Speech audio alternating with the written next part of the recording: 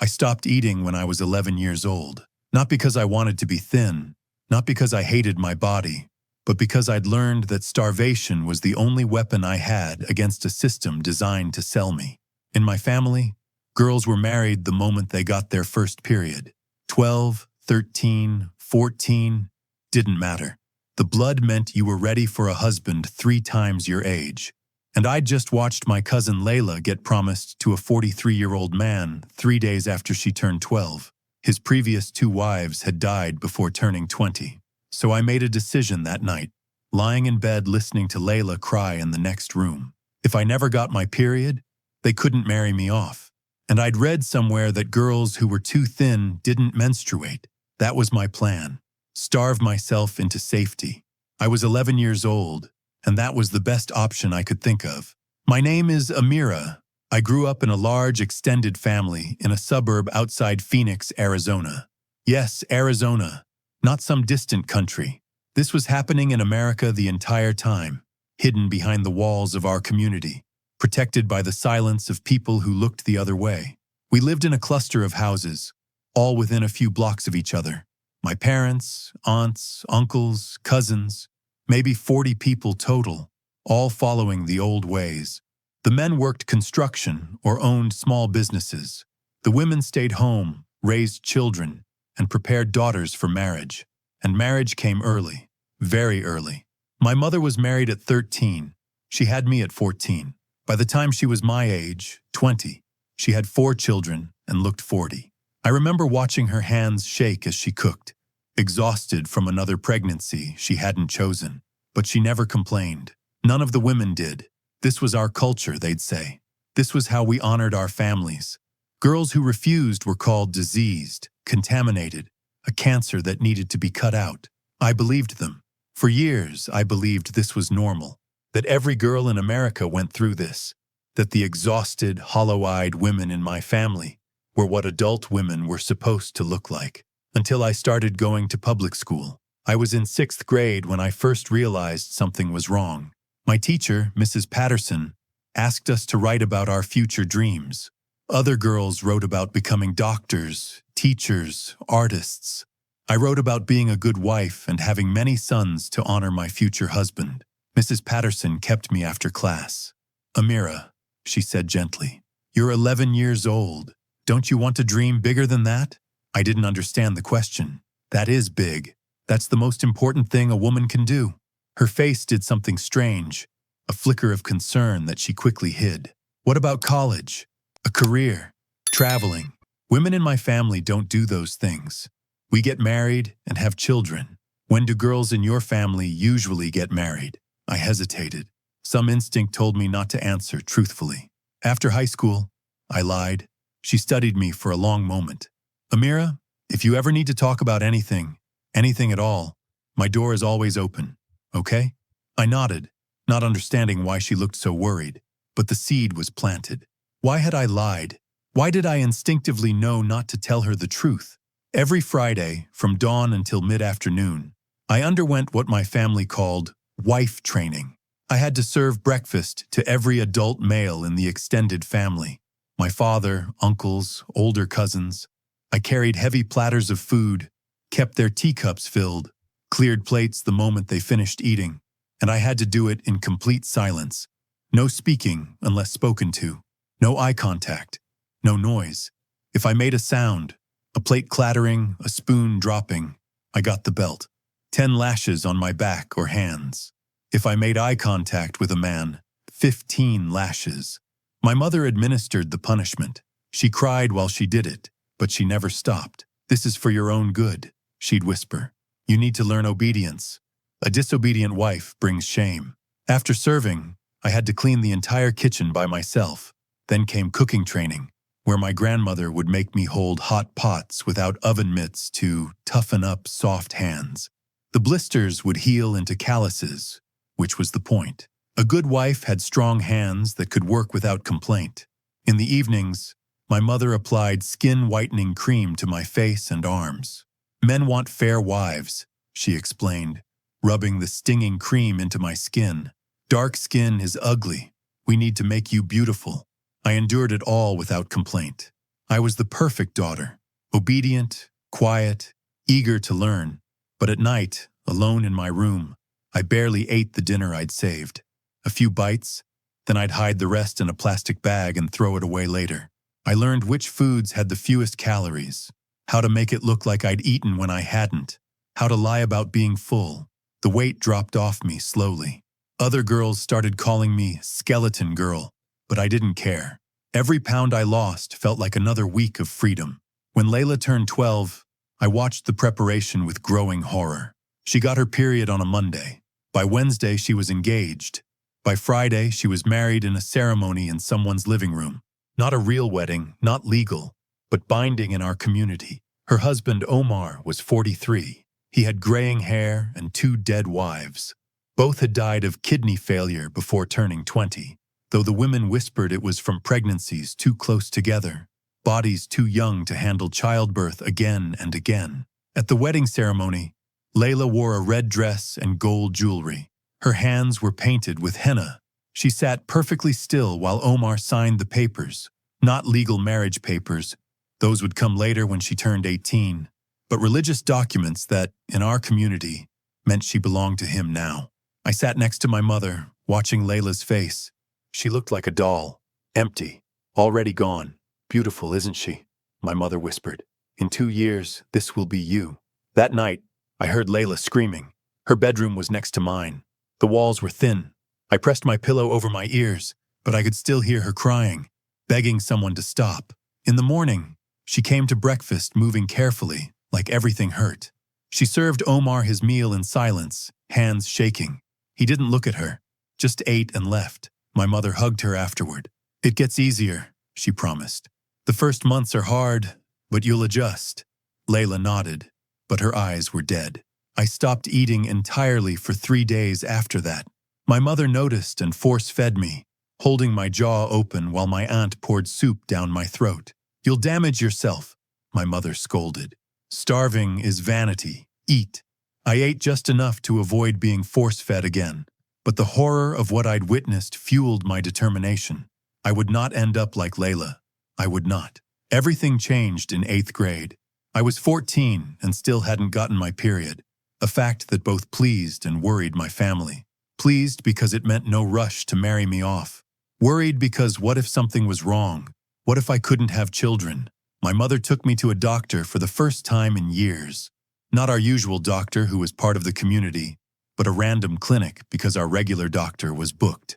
The nurse who took my vitals frowned at the scale. 87 pounds at 14? When did you last eat? This morning. I lied. She didn't believe me. I could see it in her face. But she finished the exam and left me alone in the room while she went to get the doctor. That's when I saw the pamphlets. They were in a rack on the wall. Colorful brochures about nutrition, exercise, puberty. But one caught my eye. Know Your Rights. A guide for young teens. I grabbed it without thinking, shoving it under my shirt. The doctor came in, asked questions about my eating habits, my menstrual cycle, my home life. I lied about everything. Said I ate plenty, just had a fast metabolism. Said my family was loving and supportive. She prescribed vitamin supplements and told my mother I needed more calories. My mother nodded, promised to make sure I ate better. In the car, she slapped me. You made me look like a bad mother. Eat more or I'll force-feed you at every meal. But that night, alone in my room, I read the pamphlet, and my entire world shifted. The pamphlet was simple. Just a few pages of information, but every word felt like a revelation. Marriage under age 18 is illegal in most U.S. states. No parent can force a minor to marry. Cultural or religious practices don't override U.S. law. If you're being forced into marriage, tell a teacher, counselor, or doctor. They are required by law to report it. I read it 5 times, then 10. Then I memorized every word because I was terrified someone would find it. This couldn't be right. My family had been marrying girls off for generations. How could it be illegal? How could no one have stopped it? But as I thought about it, I realized we never had legal weddings. The ceremonies happened in living rooms, not courthouses.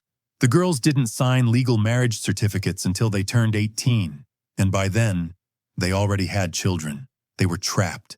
It was all designed to avoid the law while keeping us bound. For the first time in 3 years, I felt something other than fear. I felt fury. I started paying attention at school, really paying attention. In health class, we learned about mandatory reporting laws. Teachers, counselors, doctors, they all had to report suspected child abuse. Marriage of a minor counted as abuse. In social studies, we discussed civil rights. I asked questions about women's rights, age of consent, legal marriage. The teacher seemed pleased by my engagement. She had no idea I was planning an escape.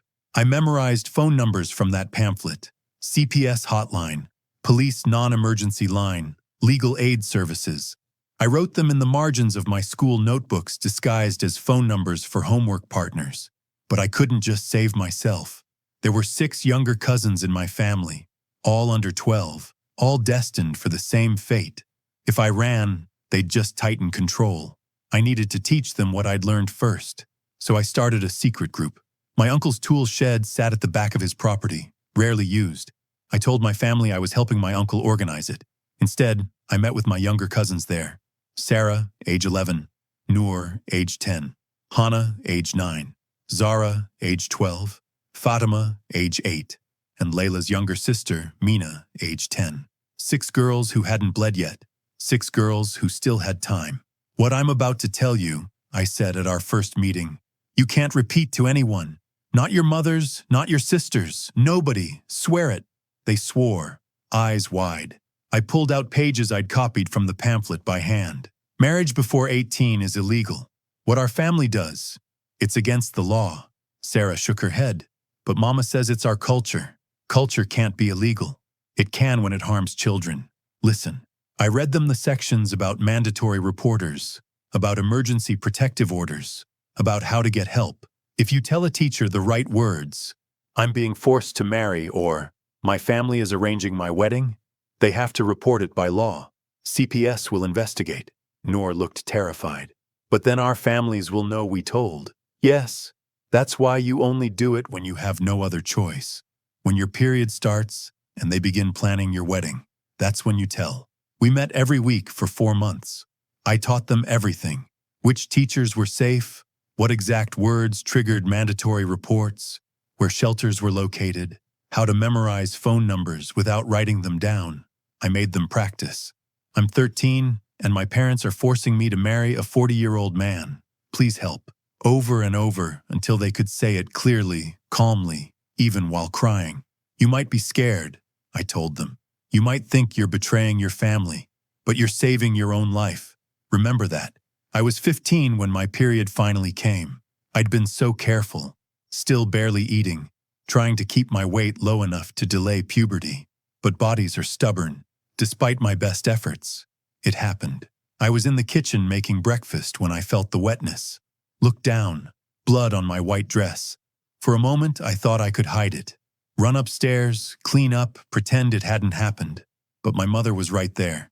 She saw the blood and screamed, not in horror, in joy. She's a woman now, she called to my aunts. Finally, she's ready. Within an hour, every woman in the family knew. They hugged me, kissed my cheeks, told me how lucky I was. My father would choose a good husband. I'd have beautiful children. I'd finally fulfill my purpose. I smiled and thanked them. Inside, I was calculating. How long did I have? How many days before they arranged the wedding? The answer came that night. My father announced my engagement at dinner. Karim Al-Mansour has asked for your hand. He's a good man, successful businessman, very respected in the community. The wedding will be in 2 weeks. 2 weeks. Karim was 46 years old. He'd had 2 wives before. Both died young. One from childbirth complications. One from kidney failure. He had children older than me. I kept my face neutral. Thank you, Baba. I'm honored. But that night, I lay in bed knowing I had 14 days to escape. I couldn't run immediately. They were watching me too carefully, excited about the wedding. But I had the shed meetings.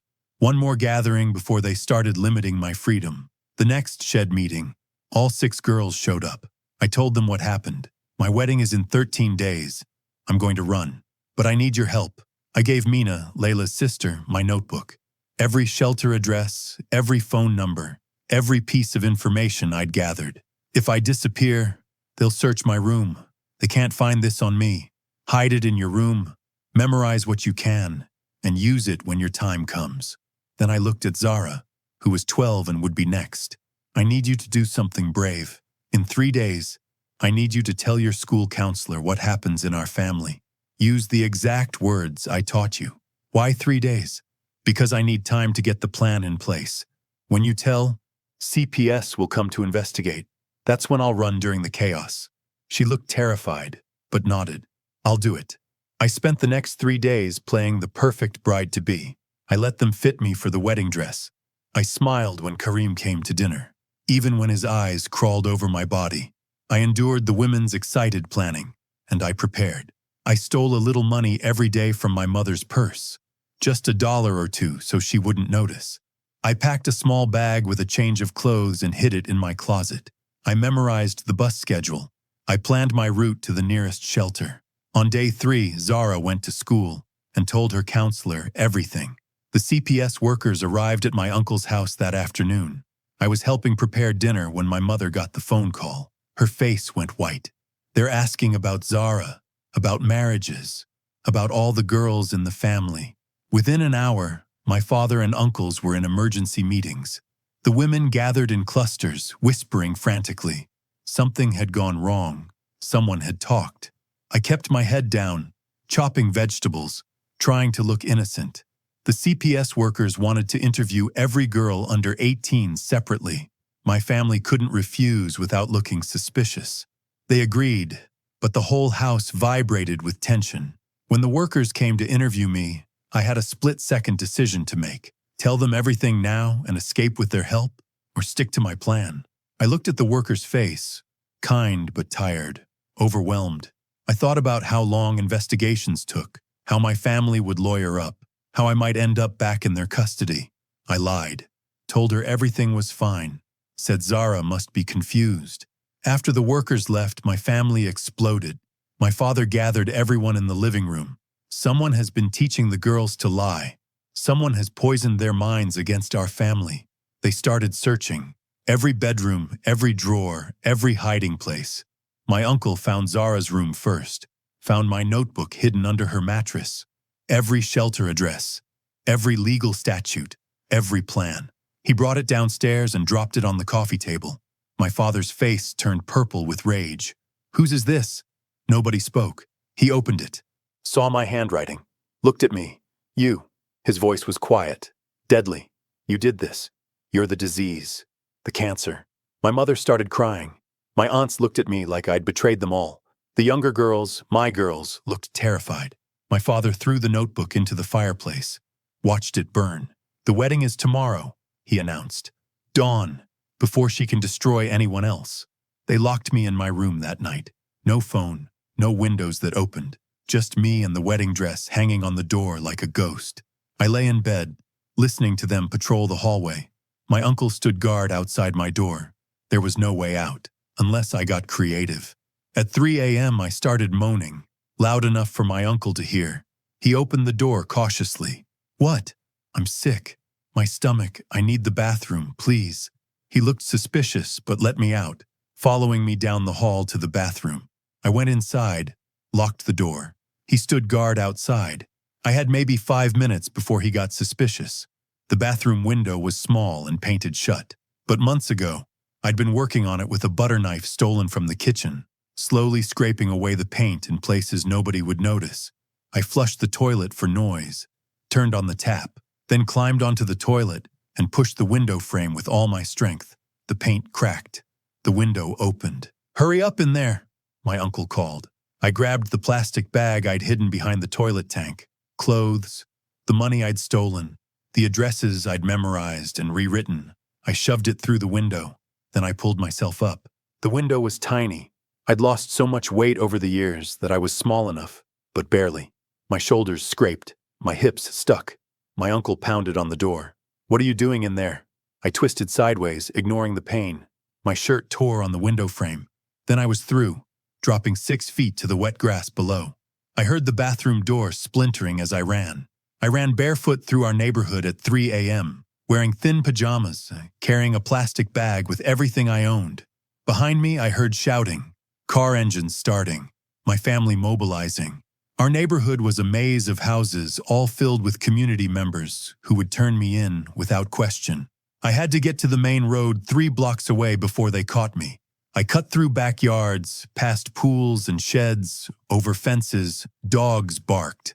Motion lights flicked on, but I kept running. A car turned the corner ahead of me. My cousin Omar's voice. "There! I see her!" I dove behind a dumpster, pressing myself flat. The car drove past, then screeched to a stop. She went this way. I ran in the opposite direction, through a stranger's yard, through their rose bushes. Thorns tore my skin. I didn't stop.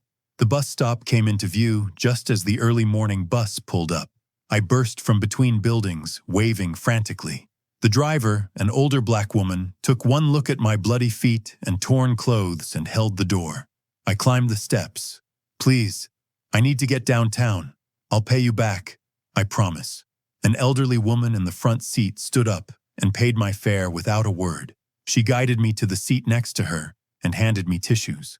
The bus pulled away, just as Omar's car skidded into the parking lot. The courthouse was a massive building downtown. I limped in, leaving bloody footprints on the marble floor. "I need an emergency protective order," I told the clerk. "I'm 15. My family is forcing me to marry. The wedding is supposed to be today." Her expression shifted from irritation to alarm. "Come with me." She brought me to a judge who was working early, reviewing cases. He read my petition right there in his office. "How old is the man they want you to marry?" 46. "And this wedding was scheduled for today?" "Dawn. They'll be looking for me." He signed the order immediately. "This is temporary. 14 days until the full hearing. But as of right now, your family cannot contact you or come within 500 feet of you." I clutched the paper like a lifeline. "Do you have somewhere safe to stay?" he asked. "There's a shelter." The clerk made the call while I waited. Her face fell. "They're completely full. 3-day wait list. 3 days. I had nowhere to go for 3 days. I remembered my 8th grade teacher, the one who'd seemed concerned when I wrote that essay about being a wife, Ms. Rodriguez. I took 3 buses to reach Jefferson High School. It was Saturday, but her car was in the lot. She sometimes came in on weekends to grade papers. I found her in her classroom, red pen in hand. She looked up, dropped the pen. Oh my God. She was around the desk in seconds, taking in my bloody feet, torn pajamas. The protective order clutched in my shaking hand. "Sit. Don't move." She got the first aid kit and started cleaning my feet. That's when I finally started crying. Real tears, not the fake ones from the bathroom escape. "They were going to make me marry him today," I sobbed. "He's 46. His other wives died. I got the order, but the shelter's full and they're looking for me and I don't know what to do." She pulled out her phone, called CPS emergency line. The voice on the other end wasn't encouraging. "We need more evidence of immediate danger. An emergency protective order based on allegations isn't enough. Has she been physically harmed?" Ms. Rodriguez's face darkened. "She has glass in her feet from running barefoot. She's covered in cuts. Self-inflicted during escape doesn't count as abuse from the family. We need evidence of harm from them." I pulled up my sleeves, showing the circular scars from pot-holding training, the belt marks on my back from years of Friday service training, the burns on my hands. Ms. Rodriguez took photos with trembling hands. "Why didn't you show anyone before?" "I thought it was normal," I whispered, "until I read your pamphlet." She called 911. "There are multiple men trying to break into my classroom. I have a student in danger." Because my family had arrived. I heard my father's voice in the hallway, calm and reasonable. "My daughter is very sick. She has mental health problems. We're very worried. Her medication." Ms. Rodriguez hung up and called school security. "Pull the parking lot footage. She came here alone. If they have medication, they brought it with them. It's a setup." When police arrived, my father had transformed into a concerned parent in an expensive suit, holding prescription bottles with my name on them. "Thank God you're here. My daughter is very ill. She makes up stories, has delusions about our family. Please, we just want to help her." But Ms. Rodriguez was ready. She showed the police my scars, my essays from years of classes, where I'd written about family traditions in ways that documented abuse between the lines. The security footage showing my father arriving with the bottles already in hand. Check when those prescriptions were filled, I said. If I'm supposedly so mentally ill, where are my medical records? Where's my treatment history? The officer called it in. The prescriptions had been filled that morning. I'd never been on any psychiatric medication in my life. It took hours, more police, CPS supervisors, someone from the district attorney's office. My father's calm cracked. He started shouting in Arabic about the dowry being non-refundable, about family honor. What dowry? The officer asked sharply. My father went silent, realizing his mistake. In the end, I was placed in emergency protective custody, but finding placement took time. Ms. Rodriguez called a retired social worker she knew, a woman named Theodora who specialized in cultural cases, girls running from forced marriages. I can take her tonight, Theodora said over the phone. I have experience with this. The ride to Theodora's house took 40 minutes. Away from my community, away from anyone who knew me. The house was modest but secure. Cameras at every corner, tall fence, deadbolts on every door. The bedroom has a lock on the inside, Theodora said. For your peace of mind, you're safe here. That first night, I barely slept. Every car passing made me jump. Every shadow felt like an uncle or cousin coming to drag me back. At 3 a.m., Theodora found me by the window, watching the street. They came for the last girl too, she said quietly. 3 brothers stood at that gate demanding I return their property. Police response time to this address is under 2 minutes. I made sure of that. My family didn't give up. They couldn't reach me directly because of the protective order, but they found other ways. On Sunday, my aunt and 2 cousins showed up at Theodora's door with food containers. We just want to talk. Her grandmother is sick with worry. Theodora didn't even respond, just called police non-emergency.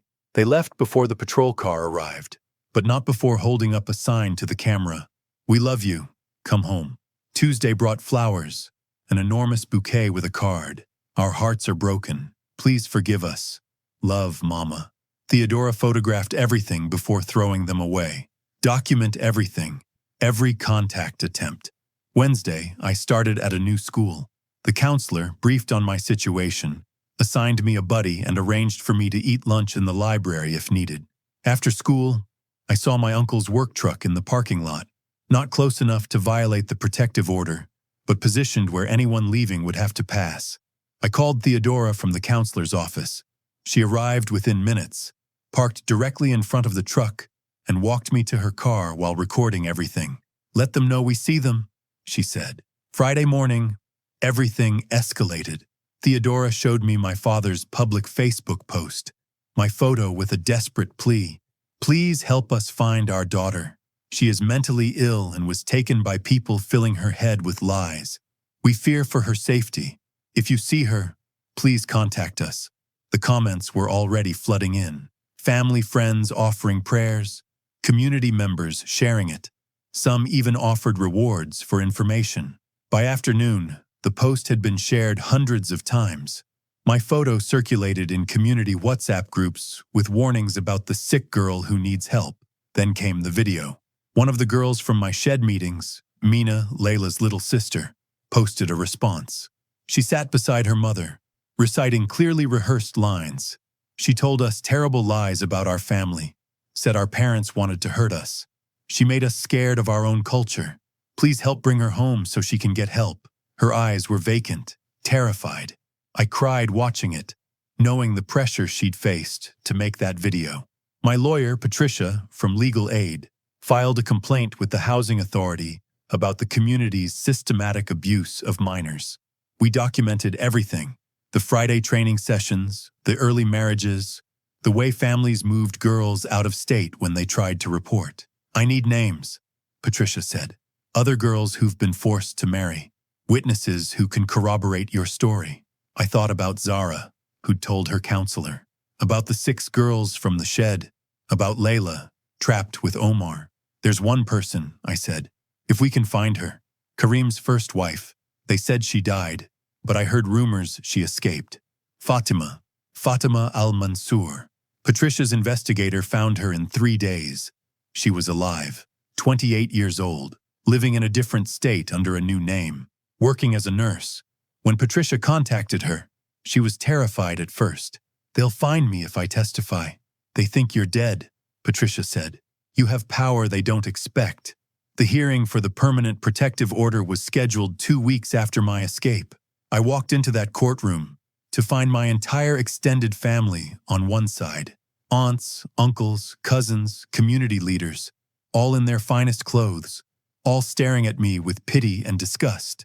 My parents sat in front, my mother crying into a handkerchief. Patricia presented our evidence: photos of my scars, my essays, security footage of my father's fake medication stunt, testimony from Ms. Rodriguez.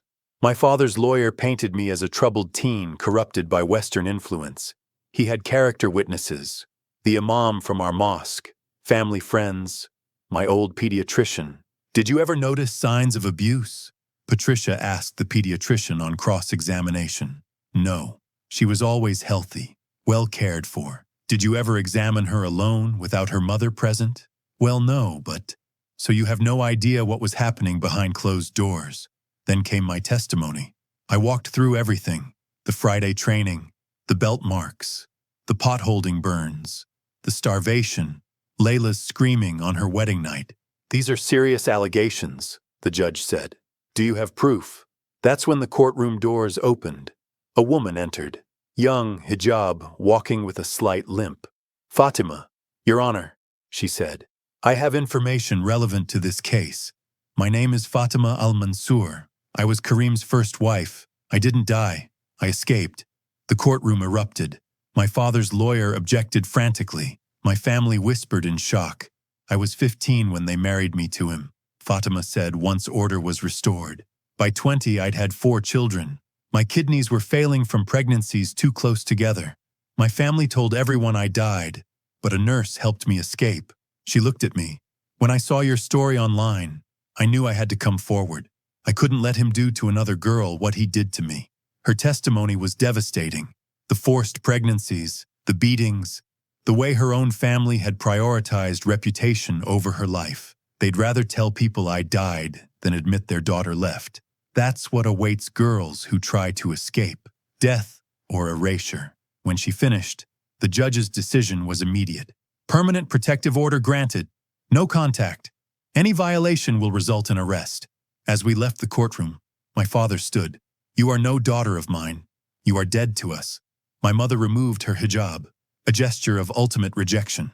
"We have no daughter. She died today." Outside the courthouse, Fatima waited. "You're not alone," she whispered. "There are more of us than they want to admit." She gave me an address. 3 girls in that house. They need help. They need what you know. That night, Ms. Rodriguez and I started creating information packets. Not just pamphlets, but detailed guides hidden inside school notebooks. Phone numbers written as math problems. Legal information disguised as history homework. "We'll distribute through school nurses," Ms. Rodriguez explained. "They're mandatory reporters and can identify at-risk students." We made 50 packets, knowing most would be thrown away by suspicious parents. But if even one reached a girl who needed it. 3 days later, a social worker arrived with a teenage girl. She was from a different family, but her story was familiar. "I found your notebook," she whispered, "hidden in my cousin's room. The one with phone numbers disguised as math." My heart soared. The information was spreading. The calls started coming in. Girls whispering into phones they'd borrowed, giving addresses and names in rushed sentences. I gave them the same information I'd memorized: which teachers to trust, what exact words to say, how to file emergency protective orders. One girl, 15-year-old Amira, called from a locked bathroom. "They're moving me out of state tomorrow to marry my cousin. Please, I don't know what to do. Can you get to the courthouse before they leave?" "I'll try." I alerted CPS and waited. For 3 hours, nothing. Then a call from a social worker. "We have her." She collapsed at the courthouse and told security she was being trafficked across state lines. Her family was trying to take her to the airport. Collapsed. The same trick I'd used. The stomach pain excuse. She'd listened. She'd escaped.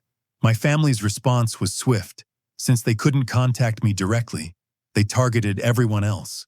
Theodora's neighbors were harassed. Businesses refused to serve her. My father filed civil lawsuits for defamation, emotional distress, alienation of affection. They're trying to bankrupt us into silence, Patricia explained. It's a common tactic. Then came videos of girls from my shed meetings, describing how I'd corrupted them with dangerous ideas. Each testimony carefully coached, fear visible in their eyes. The worst attack came at midnight. Theodora's security alarm triggered. Men had cut the fence and were trying to break into the house. We locked ourselves in the bathroom and called 911. Police arrived in under 2 minutes, but the men had fled. "We're moving you," the social worker said.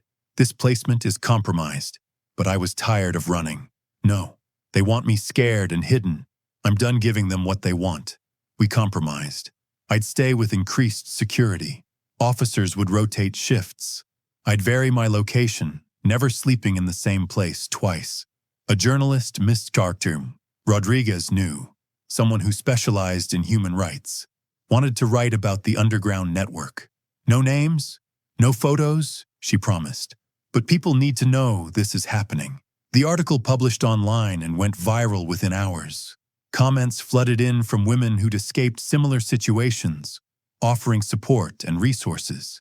Organizations reached out wanting to help expand the network, but my family responded with a public statement in the community newsletter. I had been officially disowned, my name erased from family trees. Anyone who spoke to me would face the same fate. In their world, it was worse than death, complete erasure. I felt something unexpected when I read it. Relief. They'd played their final card, and I was still standing. The criminal charges against my father and uncles for attempted kidnapping went to trial 3 months after my escape. I testified for 4 hours, describing the training, the escape, the harassment campaign. My scars were photographed as evidence. Ms. Rodriguez testified. Theodora testified. The retired officer who'd housed me testified. And Fatima testified again, describing her own forced marriage to prove the pattern. The defense tried to paint it as cultural misunderstanding, religious freedom, parental rights, but the jury saw through it. They saw 15-year-old girls being sold to middle-aged men. They saw systematic abuse hidden behind cultural tradition. My father was convicted of conspiracy to commit kidnapping and child endangerment, sentenced to 5 years. My uncles got 3 years each. My mother wasn't charged. She cried on the stand, saying she'd only been following her husband's orders, that she didn't know it was wrong. I didn't believe her, but I understood. She was a victim too. Married at 13, trapped in the same system that had almost destroyed me. A year after my escape, the Freedom Network was official.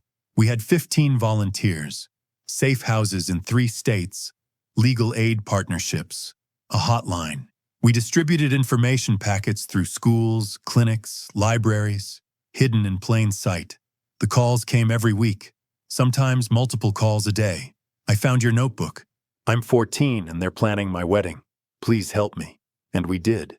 We helped them file protective orders, connected them with lawyers, got them into safe placements, taught them their rights. Not every girl escaped. Some were moved out of state before we could help. Some were too scared to run. Some went back to their families. But many did escape, and every escape weakened the system a little more. Amira, the girl who collapsed at the courthouse, became one of our volunteers. At 17, she enrolled in college, something her family had said was forbidden for women. She studied social work with the goal of helping other girls like us. "You saved my life," she told me once. "You saved your own life," I corrected. "I just gave you information." One day, she called me, voice shaking with excitement. My little sister just turned 13. She called me yesterday to ask about her rights. She found one of our notebooks at school and memorized everything. Is she in danger? Not yet, but she's preparing, just like you did. That's when I realized what we'd really built. Not just an escape network, a knowledge network. Girls teaching girls. Information spreading like wildfire through whispered conversations and hidden notebooks. My family couldn't stop it. Nobody could. 2 years after my escape, I got an unexpected call. My mother was dying, liver failure. The family wanted me to come say goodbye. Patricia advised against it. It could be a trap, but something made me go. With security, with witnesses, but I went. She was in hospice, looking 20 years older than she was. 43 and dying because her body had been destroyed by too many pregnancies. Too much stress, too little medical care. We sat alone for 10 minutes. "I'm sorry," she whispered. "I thought I was protecting you, preparing you for life. I didn't know. You knew it was wrong," I said quietly. "You knew because you lived it. You were married at 13. You know what that feels like." She cried. "I thought it was the only way. I thought if I didn't prepare you, you'd be even worse off." There was another way. There was always another way. She died 3 days later. My family held a funeral. I wasn't invited. But 30 girls sent me messages that week. Girls who'd escaped. Girls who were planning to escape. Girls who'd found the notebooks. "Because of you," they said, "we knew we had choices." 5 years after my escape, the Freedom Network has helped 127 girls. Some are in college, some are working, some are rebuilding relationships with family members who've changed their views. Some are still healing. I'm 20, studying social work, planning to become a lawyer. I want to change the laws, make it harder for communities to hide these practices. Samira runs one of our safe houses now. Fatima trains volunteers. Ms. Rodriguez expanded the program to 3 school districts. The shed, where I first taught 6 girls their rights, it's been torn down. But it doesn't matter. We don't need sheds anymore. The information is everywhere. In schools, in clinics, in whispered conversations between girls who refuse to accept their fate. My family still won't speak to me. I'm officially dead to them. Erased. But I'm alive in ways they'll never understand. Free. Educated. Making choices they told me I'd never have. Last week, I got a letter from Zara, the girl who made that first CPS call that gave me my chance to escape. She's 18 now, in college, studying to be a teacher. "I want to be like Miss Rodriguez," she wrote. "I want to be the person who leaves pamphlets unlocked in a drawer for the right girl to find." I read that letter 3 times, then added it to the box where I keep all the messages from girls who escaped. 127 girls. 127 lives that didn't end in forced marriages. 127 victories against a system designed to silence us. My name is Amira.